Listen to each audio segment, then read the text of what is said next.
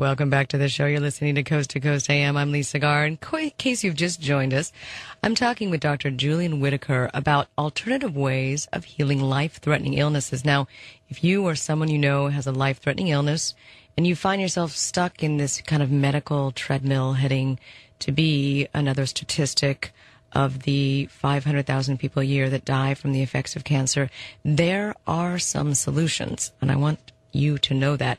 According to the Politics and Healing book, a freer market in the non-toxic therapies is a really good answer, with the idea that you don't need to be protected from the things that hurt us because there are alternatives out there. Dr. Whitaker talks about a lot of people out there that are kind of swarming to alternative medicines. He has an alternative clinic himself. But with so many people and drug companies peddling unproven, kind of unsafe cures, how do we know who we can trust? How do you decipher from who is just out to get your money? Because some of these treatments can be very, very expensive and not covered by insurance. So we are going to take a quick break, and when we come back, we're going to talk about what are the statistics, if I could talk, of people who use alternative therapies for life-threatening illnesses. How many people use them?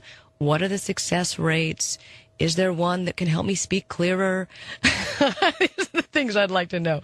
We'll be right back. This is Lisa Garr. You're listening to Coast AM.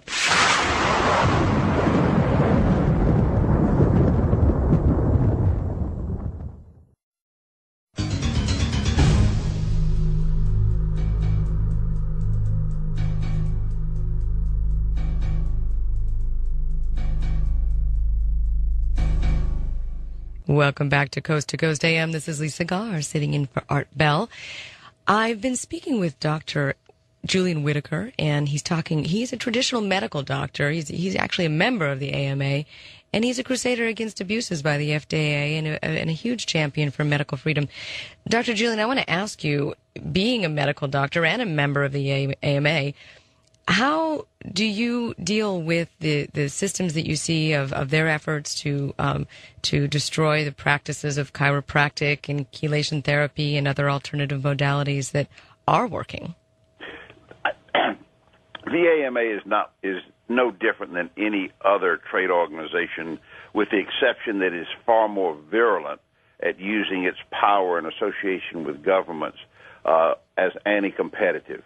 It simply wants to own the whole field. It will come down on naturopaths, on chelation therapy, on any kind of cancer therapy. They're particularly aggressive against cancer because of two things. They know that their therapies don't work well. They don't work at all. They know that. And they know that some of the alternative therapies that they persecuted do work. And therefore, they have to be out of the country. I don't treat cancer per se, mainly because I know that if I started doing that, then I would risk being put in jail. You would open up a whole can of worms, right?